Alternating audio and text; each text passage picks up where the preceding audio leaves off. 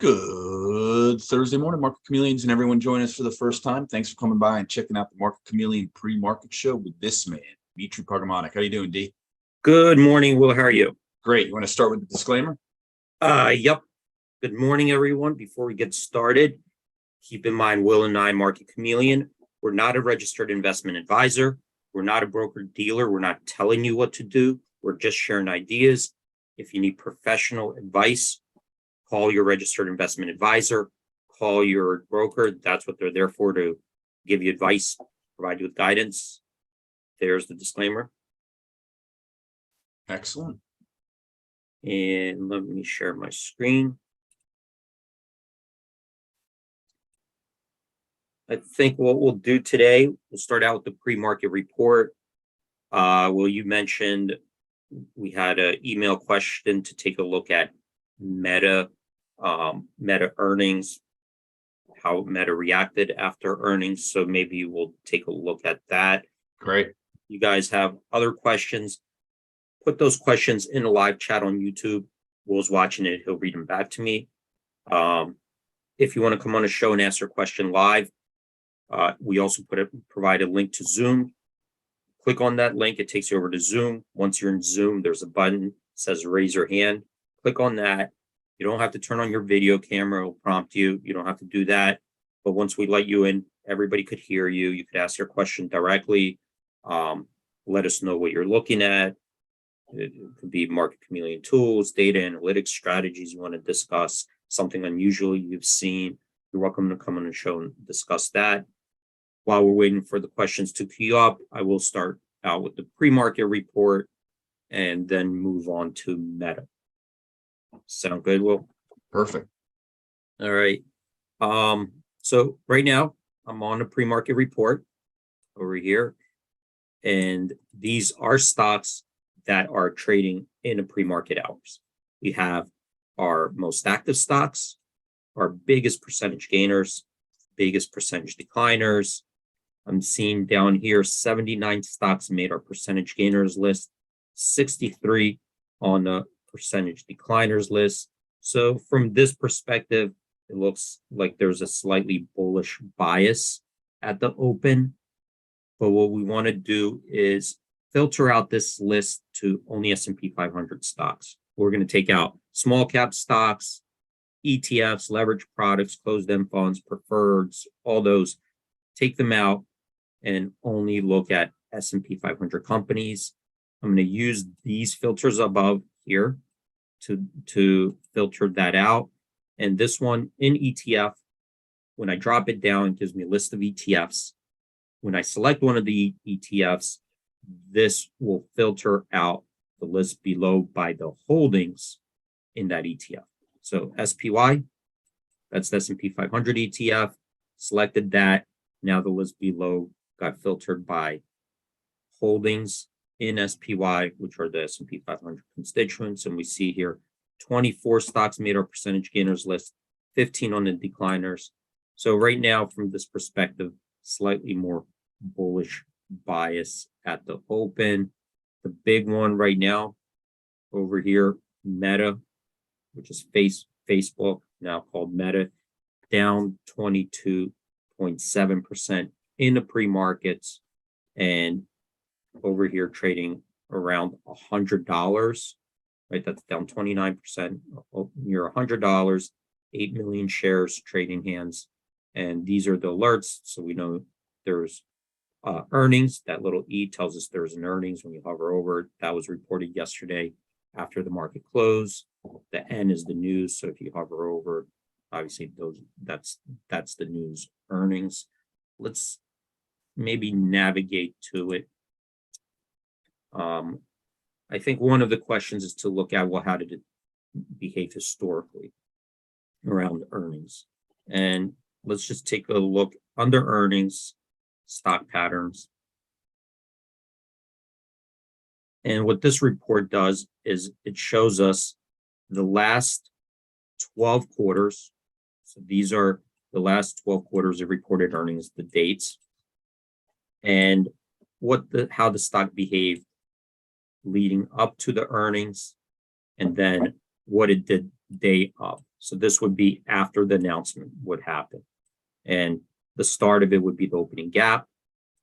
So here we see that it's kind of like half up, half down. There's an unchanged somewhere probably here, right there. And on average lost 0.1%. If we looked at the average moves, on average move up or down 7.6%.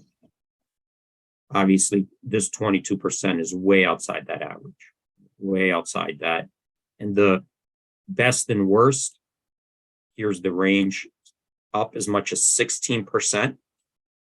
So let's see where that happened right here, April 27th, 2022, that's of this year, and down as much as 24%. That's right here also this year. So you could see this year alone, it had, if we look back all the way to 2020, the biggest move to the downside, biggest move to the upside happened so far this year. Now, if we open here down 22%, that's going to be close to this, right? That's 22 on a very, very high end of that historical range. If we use these dates down to 2020, very high end. This is kind of what it tended to do then after the open. From the open to the close, the rest of the day, right? Let's say it opens wherever it opens. The rest of the day, it tended to drift lower. Okay, 73% of the time tended to drift lower, 27% higher for an average loss of 1.4%. The rest of the day, if we just wanted to see what would the range, what possible range of a trade today, on average, about 2%, within 2% up and down. That's the average. The high move intraday was, remember, this is to the end of the day, not intraday, but to the end of the day, gained 1.5%. To the downside, lost 4.5% over here. To the high and to the low, on average, we see, so from the open to the high of the day, from the open to the low, let's take a look at that range. On average, to the high, moved up from the open at 1.4%, to the low down 3.5%, which gives us an indication that it's slightly, when the magnitude to the moves to the downside exceeded the moves to the upside. See, 2 to 1, right? Up on average, up 1.4%, down 3.5%. To the high and low, so from the open to the very high in the last 12 quarters, that's 3.4%, to the low 5.8%. So still from the high to the low, you could get, a decent amount of volatility today, potentially. But that's a distribution of returns, from a historical perspective. And here we could see the last time, these last two were the biggest ones. We could see here, this on the day was up, from the open to the low, down 5%. This on the day that it was down big, to the low, another 3.8%. Closed around down 3%. So that remember, that's just distribution of returns from a historical perspective, trying to get us ideas what ranges it could potentially trade in. And the next day, it seemed to be pretty weak, right? So even if it opened higher, if it was higher in the day or lower in the day of earnings, it seems like, the next day tended to be kind of a day of, disposing of stock, basically. That's from the historical perspective. I'm going to turn to just move outside to take a look at meta fundamentals, maybe what they're saying, good things and bad things. We see down 22% right now, and closed at a market cap 352 billion. So it'll be, let's say, around 300 billion market cap. These are yesterday's price to sales, price to book figures, PE. And when we look at Meta, let's see some of the highlights. Here's, their revenue, it dropped 4% from previous. So if we compare revenue, 3 months revenue last year to this year, dropped 4%. Their costs are going up, right? So costs went up 19%, revenue dropped 4%. So they're going in opposite directions. Obviously, that from profitability standpoint, not great. Income from operations down 46%. So you could see the combination of this down 46% in operating income. What's that mean? Income from their major businesses. So that excludes any types of investments that they made money or lost money if they, bought and sold real estate, crypto, whatever. That just coming from operations, down 46%. And their operating margins down to 20%. So from 36 to 20%. Okay. That's pretty significant, right?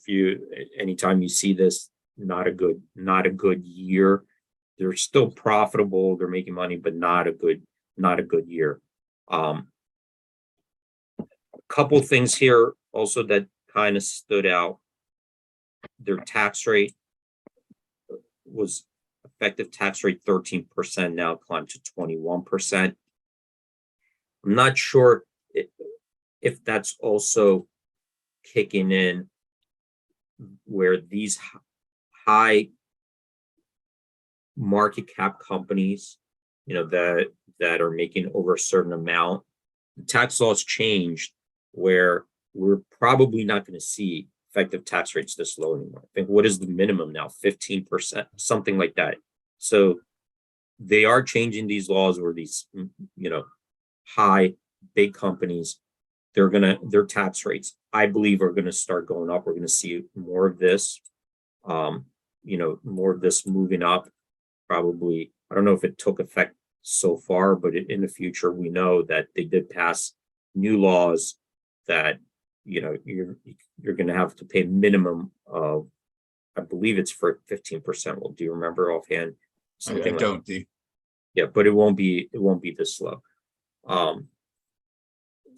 And that's going to be true for Microsoft, Google, any type of company. I think the cutoff is like 100 billion. You're going to have to pay a minimum tax on that of 15%. I think those are the numbers. Here, just going through, one thing is they do have a lot of active users, right? And that grew. And that is important because that's a metric you want to, it's not just these numbers here, right? But their audience is growing. And it's 4%. First of all, it's already massive, right? You got almost 3 billion people on your application. It grew by 4. And that there alone is pretty good because you still have an audience. And if they could figure out a way to monetize, that audience, other than maybe ad impressions, there's a lot of potential there, right? So you do have an active audience there, and it did grow 4%. Monthly, 3.7 billion. Same thing, grew 4% on a monthly basis, 3.7 billion. And here are the Facebook daily active users. The ad impressions, here's where they're probably losing. So they delivered more ads, 17% year over year, but the average price per ad down 18%. And we've seen that with Google and YouTube and Snap. And why I'm bringing this up is that this here is not necessarily a Facebook problem, and it might not necessarily be like a competition, but more of like that's where the markets are moving, right? So markets could fluctuate up and down, So it's not necessarily a Facebook specific problem. If we saw the other companies growing, at a fast rate and Facebook declining, that might be an issue for a Facebook specific issue. So far, it doesn't seem to me like that decline is specific to Facebook. It's more of the market has changed, right? And if the market increases, so far it looks like that they would probably benefit on the increase, just like that they're suffering on the decrease. And when the markets change, sometimes that creates opportunities. But you do want to assess: is this a Facebook specific problem, or has the market changed and it's happening to? And I'm seeing this in other places, right? Like when, like for example, when the housing market goes down, right? The housing market goes down, you're gonna see Toll Brothers and all the builders. They're gonna all feel that same pain. So we're looking at that. I'm going to skip it just to skip some of these because there's a lot to go through, and I wanted to show a couple other things. These share repurchases, they're spending money, and I'm not a big fan of repurchasing shares. I kind of don't even. A lot of people say, well, just repurchase shares and pump your money, but you have this cash, and why not? If you have good management that sees good opportunities that could create great returns, I would say then use that cash as a shareholder to invest it where you're going to yield higher returns. So I'm not really a big fan of that. I don't really like to see it. And people say, well, it's a way to return money to shareholders. But if the company takes their cash and goes out there and buys shares, all right, let's say Meta did buy shares of their stock, and if the stock goes down, that's a loss, right? It's like an investment that you lost money, because now if you need to raise capital, right, and if you found a great opportunity and you need to raise capital and you need to access the equity markets, now you got to go issue stock at a lower price. So if you're buying stock, and in my opinion, it goes down, all you did was just make a bad investment, right? Yeah, well, supposedly their average purchase price was 300. Exactly. So how does that help the shareholders? Like, now the stock still went where it's going to go, right? It didn't stop the stock from going from 300 to 100, but as a shareholder, there's no cash in the bank now. And now think of it this way: the market's changed, and all that money that they spent, there's probably opportunities out there to now scoop up competitors at cheaper prices or make investments. That's gone. And I'm not, and by the way, they started taxing share repurchases. I think that's also part of the new tax laws. When they repurchase shares, there's an added 1% tax on top of that. So this, I'm not like, when I see that, I don't really, I don't like that. If you give a dividend, okay, you directly gave cash back to the shareholder. So if I want to go buy more Meta shares, I'll do it. If I don't, I'll keep it invested somewhere else. But a dividend, at least that was my choice. I got that cash. When they go repurchase the shares, it's just, to make their earnings per share look better. So again, when we see this, especially now, now the market's going down, all these repurchases look bad. Not a lot of long-term debt. They do have a good amount of cash on hand still, 41 billion. So more than 10% of their market cap, that's Well, I guess part of the problem is, going back in time, right?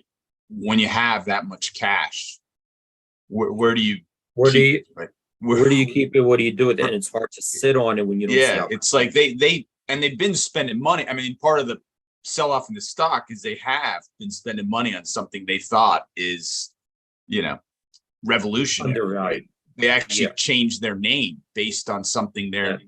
spending. It didn't I work think out it was $3 or so $4 far. billion they spent last quarter, right? Right.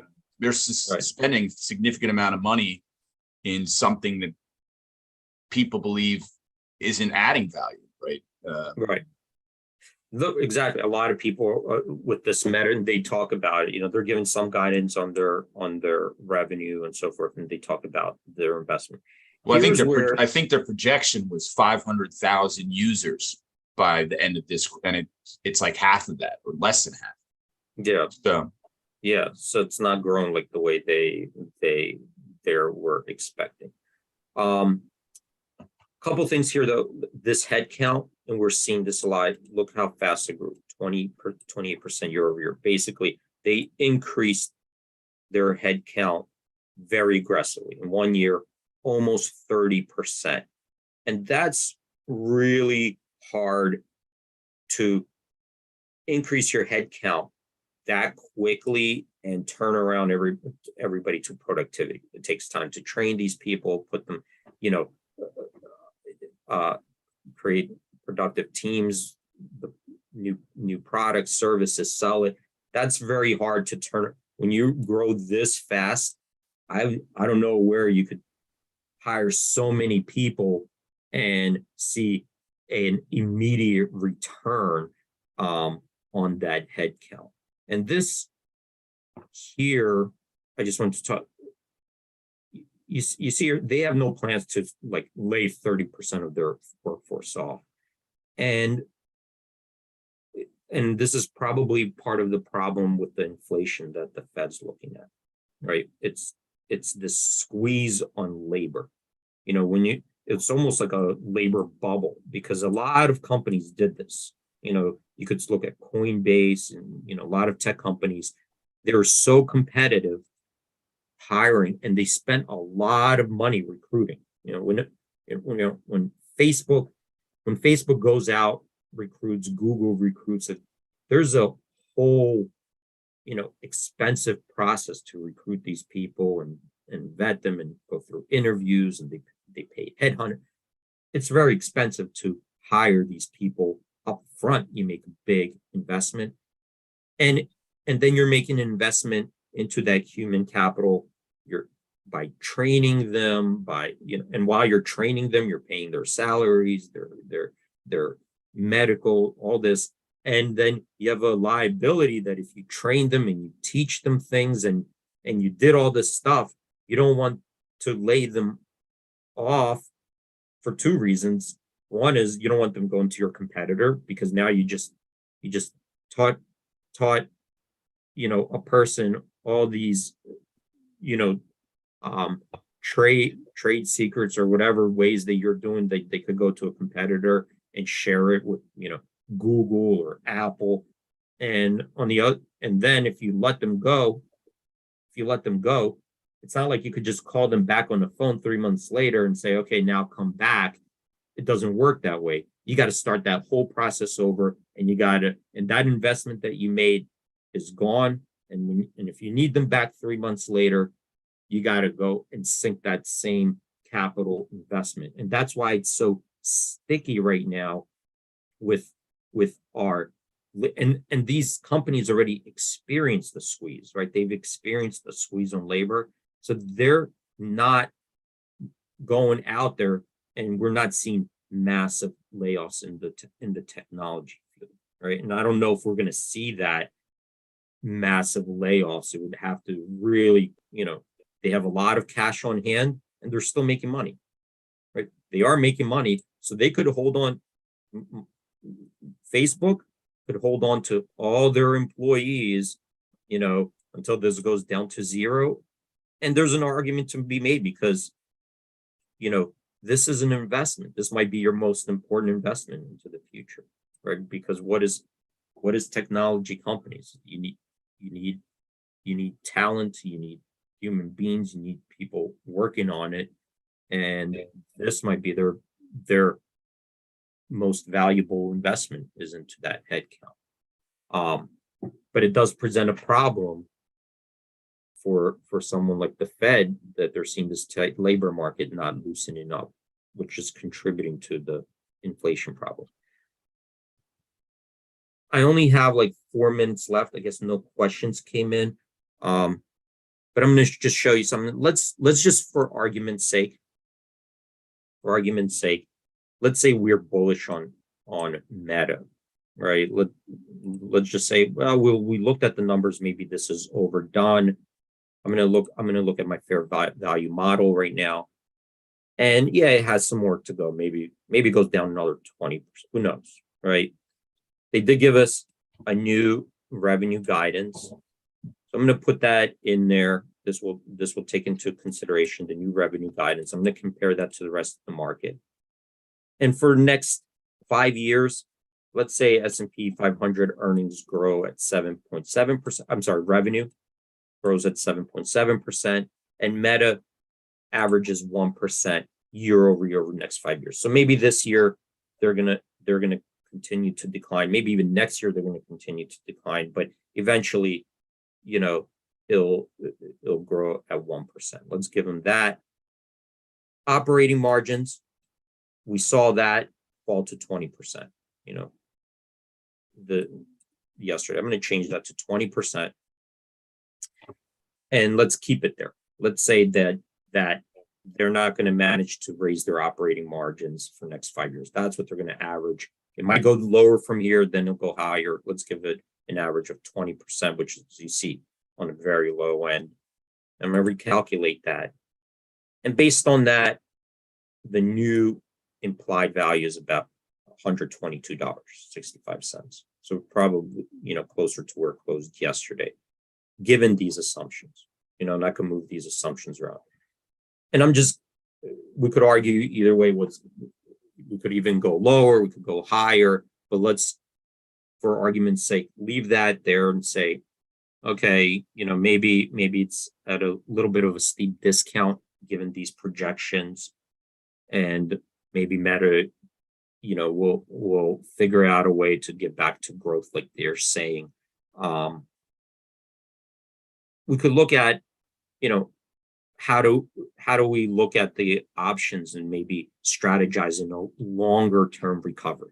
So you can buy the stock, let's say at $100, and let's say in 3-4 years, right, or maybe longer, you think it might double, right? Eventually they'll, you know, it might go down to 80, it might be, but let's say you think 3 and 4 years it's gonna double.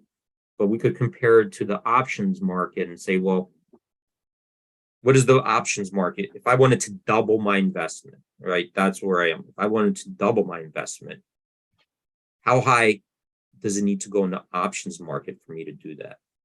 And let's go here in the options. And I'm going to go down to the leaps here. So let's go down to Jan 17th, 25th. Now this gives me a long time, 560 business days. All right.